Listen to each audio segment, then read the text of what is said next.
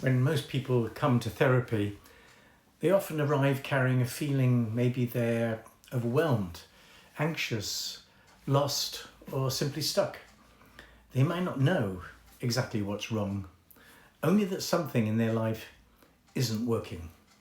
And quite often, what we discover together is that beneath the surface of those emotions and behaviors lies a powerful and usually unexamined set of beliefs. Beliefs are the internal rules we live by. They shape how we see ourselves, how we relate to others, and how we interpret the world around us. And many of these beliefs aren't chosen consciously. They're informed early in life, often before we've had a chance to even question them. You might not even think of yourself as someone with beliefs, but if you've ever thought, I always mess things up, or people can't be trusted, or I'm not lovable unless I'm useful, then you've already encountered them. These are the silent narratives that sit in the background of our lives, quietly guiding our decisions, our relationships, and self-worth. Now, as a therapist, one of the most important parts of my work is helping clients uncover these beliefs, not to judge them or label them as wrong, but to understand where they came from and why they're still showing up. Most limiting beliefs are born from a very intelligent part of us, usually a much younger part, that try to make sense of confusing, painful, or unsafe situations. For example, if a child grows up in an environment where affection is given only when they achieve or behave in a certain way, they may internalize the belief that their worth is conditional. That belief, I must earn love, then becomes a kind of survival strategy. It helps them feel safer, more in control, more accepted. But what helps us survive emotionally as children can end up restricting us as adults.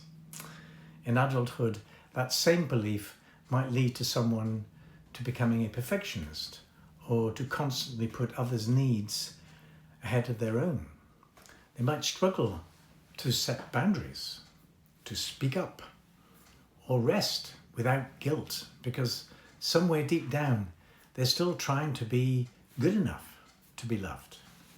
And that's why exploring beliefs is so central to therapy, because until we become conscious of them, we keep reenacting them. We find ourselves repeating patterns, choosing the same types of relationships, sabotaging opportunities, shrinking from life, without realizing we're following an outdated script that no longer serves us. Now, in therapy, we start to slow things down. We look at where certain beliefs came from, how they formed, and the ways they've shaped our emotional world. We ask questions like, is this belief actually true? Where did I learn it? What was happening in my life when I started to believe this? And maybe, most powerfully, what might I choose to believe instead? And let me be clear, we don't do this with blame. This isn't about shaming or criticizing your parents, your upbringing, or yourself. It's about compassion. It's about recognizing that every belief, even the limiting ones, had a reason for being there. They were, at one time, coping strategies, emotional scaffolding. They were your mind and body doing the best they could with what they had. But now as an adult, you have more choices, more knowledge, and therapy gives you the space to make those choices consciously. One of the things I often see is how closely beliefs and boundaries are tied together. If you believe your needs don't matter, it will be incredibly hard to set a boundary. If you believe that love always requires some kind of self-sacrifice, you may constantly give to the point of burnout. But once you begin to shift those beliefs to something like, my needs are valid, or I am allowed to protect my energy, boundaries start to arise more naturally, not as walls, but as expressions of self-worth. This process isn't about replacing every negative thought with a positive affirmation. It's about truth and authenticity. It's about discovering what's actually true for you now. Not what used to be true or what you were taught to believe, but what aligns with the adult you're becoming. And change doesn't happen all at once. Sometimes it begins with simply noticing, that's that belief again, telling me I'm not good enough. That moment of awareness, small as it seems, is powerful, because awareness is what creates space for choice. Over time, clients begin to experience a quiet but profound shift. They no longer feel hijacked by the same stories. They show up differently in relationships.